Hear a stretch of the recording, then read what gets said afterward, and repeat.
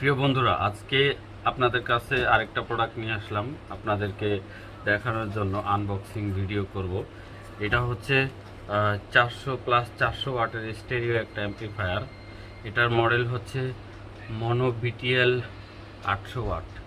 তো স্পিকার সার্কিটের ডায়াগ্রামটা এখানে দেওয়া আছে। তারপর আমি আপনাদের সামনে এটা প্রোডাক্টটার ইনপুট আউটপুট কানেকশন এবং সব কিছু আপনাদেরকে ডিসপ্লে করব। আর প্রোডাক্টটা এখানে যা দেখতেছেন এর ভিতরে সেটাই। Let's go. এখন আমি প্রোডাক্টটা আনবক্সিং করব। এই হচ্ছে মেন প্রোডাক্ট।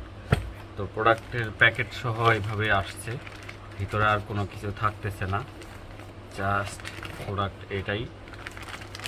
প্রোডাক্টের বিল্ড কোয়ালিটি আমার কাছে খুব ভালো মনে হচ্ছে। খুব উন্নত মানের একটা হিটসিন তারা প্রোভাইড করছে। প্রোডাক্টটা সম্পূর্ণ চায়নাতে অ্যাসেম্বলি তৈরি, চায়না থেকে এভাবেই আসছে। তো এ হচ্ছে হিটসিন, খুব উন্নত মানের হিটসিন দিয়ে তৈরি করছে। আর এর মধ্যে তারা ভালো মানের কিছু ট্রানজিস্টর ইউজ করছে। সেটা হচ্ছে যে এটা হচ্ছে 1943 আর হচ্ছে 5200 দুইটা সিরিজই ব্যবহার করছে। এই সম্বন্ধে আপনাদের নতুন করে বলার কিছু নাই, কারণ এটা আপনারা জানেন। এই ট্রানজিস্টরগুলা 100 ওয়াট করে প্রোভাইড করে।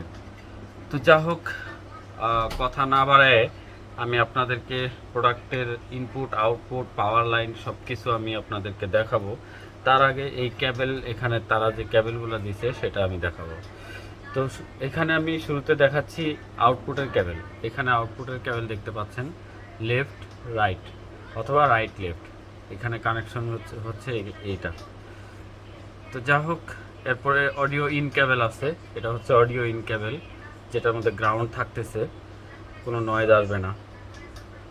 এই হচ্ছে।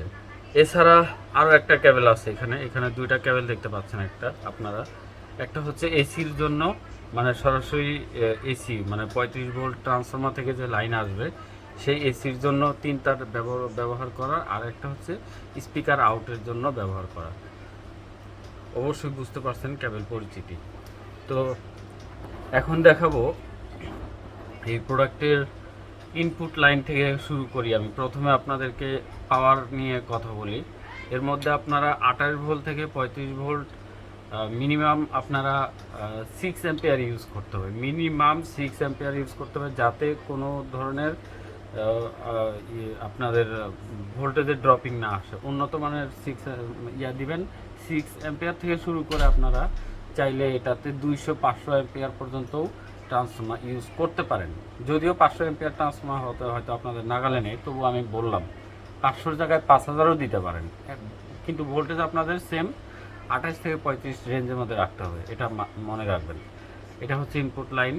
ইনপুট লাইনের ইনপুট 28-0-28 অথবা 35-0-35 অথবা 30-0-30, মানে এক কথায় 28 থেকে 30-35-এর মধ্যে যা দিবেন সেটাই ফাইনাল গেল। এরপরে হচ্ছে ইনপুট পাওয়ারের কথা বলা শেষ। এবার আসতেছি ইনপুট অডিওর কথা, যেখানে এই যে ক্যাবেলগুলো দেখাইছিলাম আমি।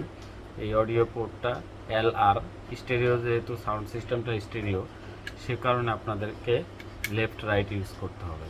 আপনাদের অডিও সোর্স যেখান থেকে আসবে ওখান থেকে এটা জাস্ট ইনকামিং হবে, গেল।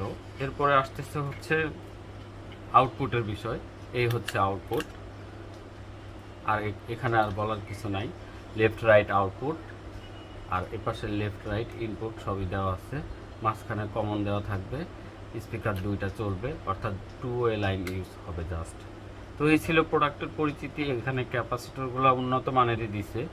ক্যাপাসিটরগুলো দিছে এখানে তারা 50 ভোল্ট 3900 মাইক্রোফ্যারাডের ক্যাপাসিটর দিছে, যেটা এই সার্কিটের জন্য যথেষ্ট। তারপরও আপনারা যদি এক্সটার্নাল ইউজ করতে চান, পাওয়ার সাপ্লাইয়ের সাথে এটা আপনারা এর সাথে প্যারালাল করে নিতে পারবেন।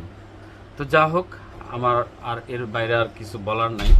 এই সার্কিটটা মাউন্ট করার জন্য যথেষ্ট হোল দেওয়া আছে। আপনারা যেখানে যেখানে সেট আপ করতে চান এই হোলগুলো ইউজ করতে পারবেন। তো সবাইকে সবার ভালো মঙ্গল কামনা করে আজকের মতো রাখছি। ওকে, বাই।